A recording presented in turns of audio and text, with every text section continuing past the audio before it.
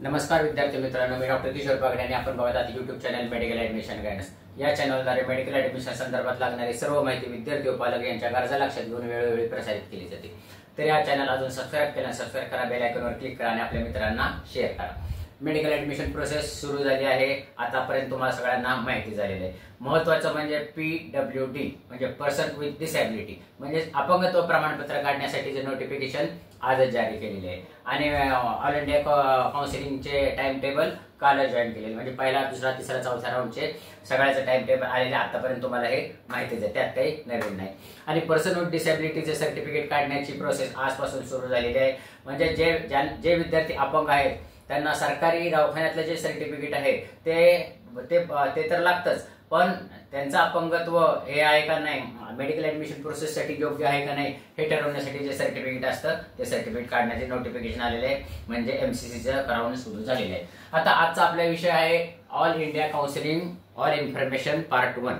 आपण all India counselling ची माहिती पार्ट 2, 1, 2, 3 मध्ये घेणार आहे। त्यातला पार्ट 1 त्याच्यामधल्या जनरल इन्फॉर्मेशन घेऊ आपण। याच्यामध्ये आता अप्लाय कोणी करावं महत्वाचं म्हणजे ऑल इंडिया कोटामध्ये 15% जागा सगळ्या गव्हर्नमेंट कॉलेज मधल्या असतात। भारतामध्ये जे जे काही गव्हर्नमेंट कॉलेज आहेत त्या सर्वांच्या 15% जागा ह्या त्या ऑल इंडिया कोटाला रिझर्व्ह असतात। म्हणजे कुठलाही विद्यार्थी कुठे ऍडमिशन घेऊ शकतो। महाराष्ट्रातला विद्यार्थी, गुजरात महाराष्ट्रामधला विद्यार्थी, झारखंड, बिहार, उत्तर प्रदेश, कर्नाटक, आंध्र प्रदेश, तेलंगणा कुठेही घेऊ शकतो। तर त्याच्यासाठी ही सोय आहे। विशेष म्हणजे महाराष्ट्रातला विद्यार्थी सुद्धा महाराष्ट्रात पण घेऊ शकतो। बऱ्याच जणांची समज असते की आम्हाला तिथे ऍप्लिकेशन करता येतं, तर करता येतं। म्हणजे तुम्ही ऑल इंडिया कोटामधून पण ऍप्लिकेशन करू शकता आणि त्यातलं तुम्हाला पाहिजे तेवढेच कॉलेज टाकू शकता। तर आता कुणी ऍप्लिकेशन करावं हा खूप महत्वाचा मुद्दा आहे। तर आमचं तर म्हणणं आहे की 560च्या पुढे ज्यांचे स्कोर आहे ओपन साठी त्या सगळ्यांनी ऍप्लिकेशन करावं। आपल्याला माहिती आहे मेरिट वर जाणारे मान्य आहे आपल्याला, पण तरीही ऍप्लिकेशन करायला पाठीमागं थांबू नका। कारण कसं होतं, आपण काय करायचं, आपण ऍप्लिकेशन करायचं आणि महाराष्ट्रातल्याच कॉलेजेस टाकायचे, सगळे कॉलेजेस टाकायचे। आणि तुम्हाला जर पाहिजे असेल तर कर्नाटक, गुजरात, मध्य प्रदेश कुठले पण टाकू शकता, पण महाराष्ट्रातले तरी टाका। कधी कधी काय होतं, जे काही नवीन कॉलेजेस आलेले असतात किंवा जे काही नवीन कॉलेजेस असतात किंवा जे काही एवढे रिप्युटेड कॉलेज नसतात तिथे ऍप्लिकेशन कमी येतात ऑल इंडिया कोटामधून, अलग लक्षात। तर ज्यांना मार्क 560च्या वरती आहेत त्या सगळ्या ओपन कॅटेगरीतल्या विद्यार्थ्यांनी ऍप्लिकेशन करावं all India quota government MBBS BD साठी। आणि त्याचप्रमाणे कॅटेगरी SC ST OBC साठी तर 19% आरक्षण आहे। तर त्याच्यामुळं ज्यांना 550च्या वरती मार्क आहेत त्या सगळ्यांनी ऍप्लिकेशन करावं। बरं, ऍप्लिकेशन करताना काय काय होणार, काय होणार आहे, 10,000 रुपये तुमचं डिपॉझिट आणि 1,000 रुपये फी आहे फॉर्म फी, आणि ह्याच्यासाठी तर 500 रुपये फॉर्म फी आहे कॅटेगरीसाठी। तर आणि ते 10,000 रुपये तुम्हाला परत मिळणार जर तुम्हाला सीट मिळाली नाही तर। पण जर सीट मिळाली तर तुमचं एकदम चांगलंच होणार ना।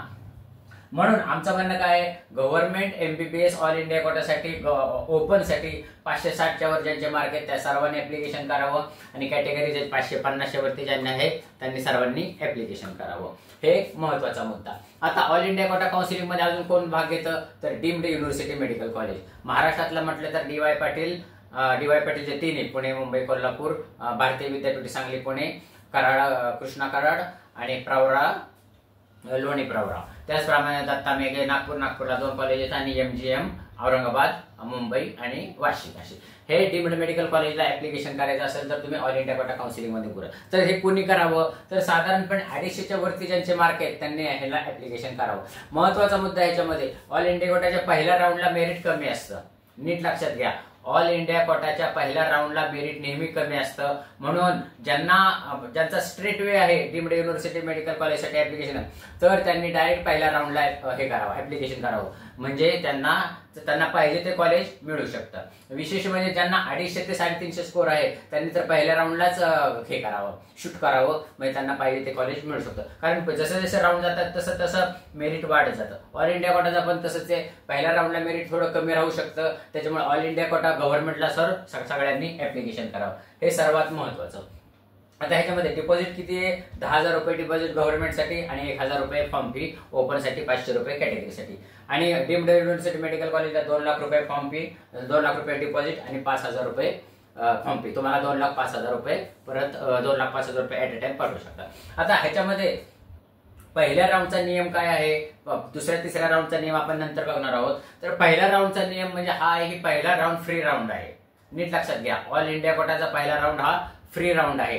दुसरा राऊंडचा नियम, तिसरा राऊंडचा नियम, चौथा राऊंडचा नियम आपण नंतर बघणार आहोत. तर ह्याच्यामध्ये फ्री राऊंड म्हणजे काय, जर समजा तुम्ही पहिल्या राऊंड मध्ये कॉलेज घेतलं आणि कॉलेज मिळालं आणि तुम्ही घेतलं नाही तरी चालतं, तुम्ही सेकंड राऊंडला जाऊ शकता. म्हणजे परत एकदा ऐका, पहिला राऊंड हा फ्री राऊंड असतो. त्या कॉलेजला तुम्ही पहिल्या राऊंडला तुम्ही प्रेफरन्सेस टाकले आणि तुम्हाला कॉलेज अलॉट झालं तर तुम्ही तिथं गेलं नाही तरी चालतं, किंवा जाऊन ऍप्लिकेशन ऍडमिशन घेतलं आणि जर समजा तुम्हाला वाटलं नकोय तरी तुम्ही ते सोडू शकता. पण त्याला एक प्रिस्क्राइब डेट दिलेली असती, त्या डेटच्या अगोदर तुम्ही सोडू शकता. किंवा अलॉट झालंय आपल्याला जायचं नाही तरी जाऊ शकता, तुम्हाला काही प्रॉब्लेम येत नाही, तुम्ही इझिली सेकंड राऊंडला जाऊ शकता.